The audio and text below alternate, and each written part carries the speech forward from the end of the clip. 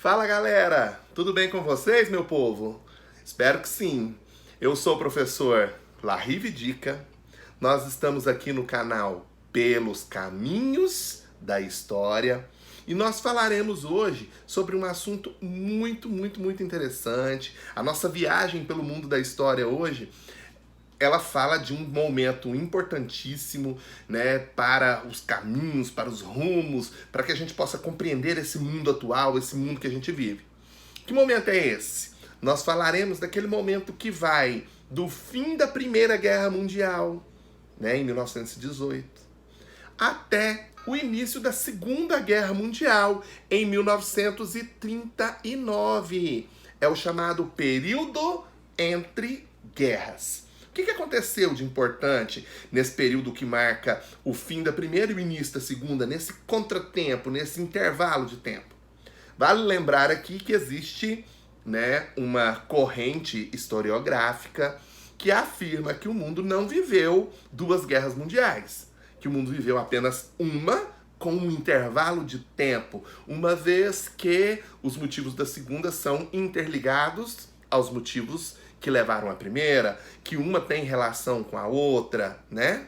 Mas, didaticamente falando, nós dividimos em Primeira Guerra Mundial e Segunda Guerra Mundial. Esse intervalo de tempo entre o fim da primeira e o início da segunda é importantíssimo que a gente estude para que a gente possa compreender o que de fato levou o mundo à eclosão de um novo conflito mundial. Foram fatos muito importantes e que têm uma relevância gigantesca para o início da segunda. Quais são esses fatos?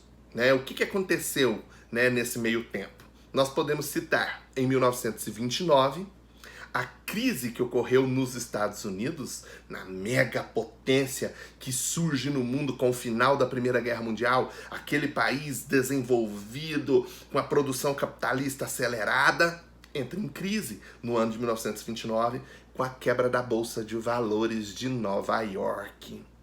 E vai ocorrer também, nesse meio tempo, no chamado período entre guerras, a eclosão como única saída para os países em crise, porque se os Estados Unidos eram uma megapotência, entraram nessa crise, né, tendo condições, né, melhores condições de suportá-la, imagina os países que já estavam em crise, que ainda viviam de uma maneira muito forte as consequências da Primeira Guerra Mundial, como que essa crise vai chegar lá? Então, como única saída desses países, né, vão surgir, vão ser implantados, né, como luz no fim do túnel, serão implantados nesses países os chamados regimes totalitários. Vai ser uma tendência muito forte que vai tomar conta de muitos países no mundo, principalmente no continente europeu. Quais são esses regimes totalitários? Fascismo na Itália, de Benito Mussolini, no ano de 1924. O nazismo alemão de Adolf Hitler, em 1934.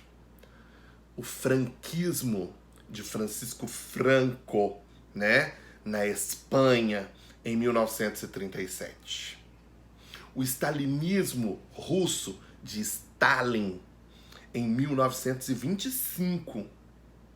E o Estado Novo, né, no Brasil, de Getúlio Vargas, no ano de 1937.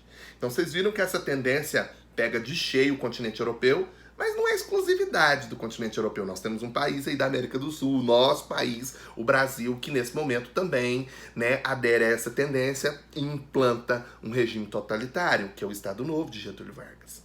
Então vamos falar desse período entre guerras. O que de relevante, o que de importante esse período entre o fim da primeira e o início da segunda traz para nós?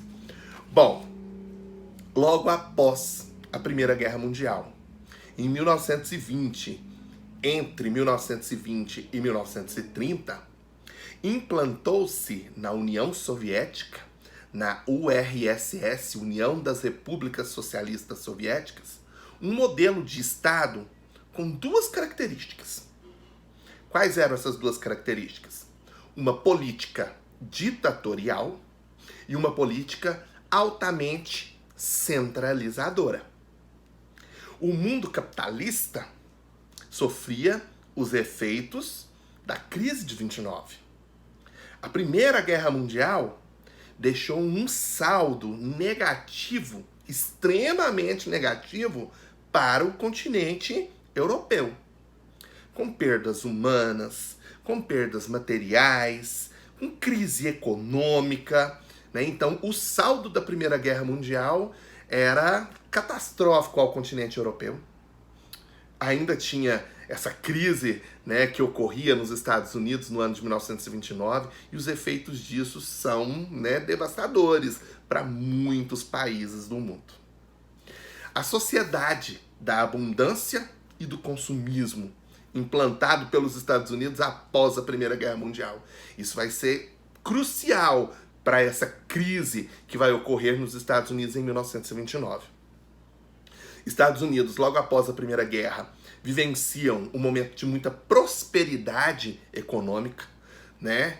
O modo de vida norte-americano era invejado pelo mundo todo, né? Prevalecia o consumo em massa e a produção em larga escala para atender esse consumo em massa. E aí, pessoal, essa produção em larga escala, né, para atender esse consumo em massa, chega num determinado momento que ela é superior ao consumo. Ou seja, muitas empresas norte-americanas vão produzir, vão fabricar muito mais do que o mercado poderia consumir. Isso leva, né, as empresas, as indústrias norte-americanas a uma quebradeira geral logo após, né, a quebra da Bolsa de Valores de Nova York. No dia 24 de outubro de 1929, a Bolsa de Valores de Nova York quebrou. Quais são os principais motivos para isso? Né? Uma grande especulação financeira, né? Especulação financeira para a venda das ações dessas empresas na Bolsa de Valores, e a chamada crise de superprodução, como eu já ressaltei aqui para vocês. Né? Tudo isso vai levar o mundo, né, à implantação, à quebra da Bolsa de Valores de Nova York, e aí o mundo inteiro, né, embarca na crise que os Estados Unidos já vinham experimentando. Uma vez que o nosso planeta, nesse momento, já era globalizado. Os principais efeitos dessa crise. Produção industrial norte-americana caiu 54%. Desemprego saltou de 400 mil para 12 milhões só nos Estados Unidos. Estados Unidos suspenderam as importações. Isso vai atingir diretamente países como o Brasil, por exemplo. O Brasil exportava café, que era o seu principal produto, para os Estados Unidos. O corte do crédito a muitos países, e países que dependiam desse crédito norte-americano para continuarem com suas economias funcionando. Capitalismo liberal em colapso. O liberalismo econômico entra em colapso. Esse modelo onde o Estado não intervinha em nada na economia, não interferia em nada na economia, entra em colapso sério. Socialismo soviético centralizado, em contrapartida ao liberalismo econômico, crescia. E a economia da União Soviética, nesse momento, em larga expansão, passava a servir como um grande modelo para muitos países em crise. Né? O New Deal, ou Novo Acordo, Novo Dia, né? Que era um plano econômico adotado pelo presidente Roosevelt, né, em 1933, como tentativa de resolver, né, e de barrar um pouco os efeitos da crise de 1929 nos Estados Unidos. E esse plano econômico vai surtir efeito, gente. Os Estados Unidos, que tinha uma economia legal, que tinha, né, uma economia forte nesse momento, vai conseguir sair bem dessa crise. Mas e os outros países? Aqueles que ainda vivenciavam de perto, que não tinham superado, né, a crise financeira proporcionada pela Primeira Guerra Mundial, como que ficariam? Não sairiam tão bem da crise de 1929 quanto os Estados Unidos, que gerou essa crise para o mundo todo, né, para o mundo globalizado.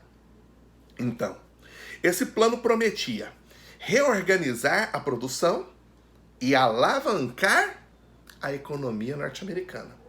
Medidas desse plano do New Deal: limitar a produção e reduzir os estoques agrícolas, concessão de financiamentos a as indústrias norte-americanas com juros baixos, incentivos à exportação, aliás, continuaria barrando a importação e incentivando a exportação para os Estados Unidos. Dentro desse plano seria muito melhor exportar do que importar. A redução das jornadas de trabalho para os trabalhadores, gerando novos empregos, reduzindo com isso, né, o número de desempregados pelo país. Era melhor você trabalhar menos e receber menos do que não ter trabalho. Então, os que já tinham trabalho garantido tiveram suas jornadas de trabalho reduzidas, né, para que sobrasse tempo e vagas para contratar outras pessoas. Então, no preço de no valor do salário de você pagaria 2 funcionários, né? 2 funcionários estariam trabalhando, né?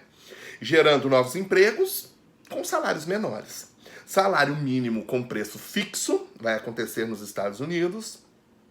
E o governo norte-americano, o presidente Roosevelt, passa a investir em obras públicas, o que gerou novos empregos, o que reduziu, né, a crise do desemprego norte-americano.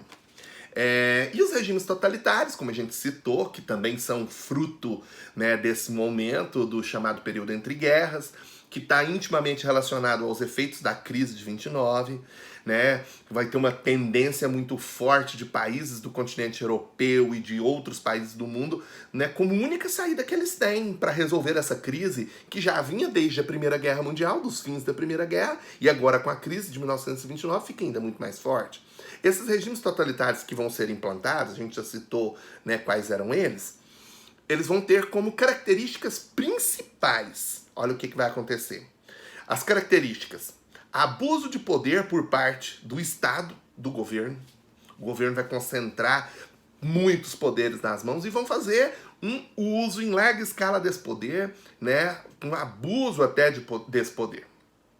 O governo passa a exercer o controle total sobre a sociedade, não só sobre a economia, mas sobre toda a sociedade.